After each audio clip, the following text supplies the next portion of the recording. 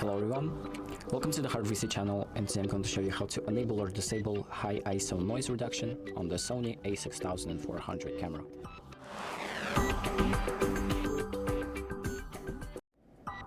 So the first thing that we're going to do is open up the settings by pressing the menu button, and then we're going to go to this red camera section, so this camera settings section.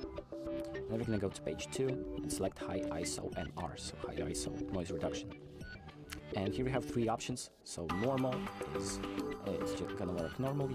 Low means the noise reduction will be slightly lower, and then off means that there will be no noise reduction during high ISO. So once you select the option that you want, you can exit out the settings and they will be saved automatically. So that's about it. Thank you for watching. I hope this video helps. Make sure to like and subscribe.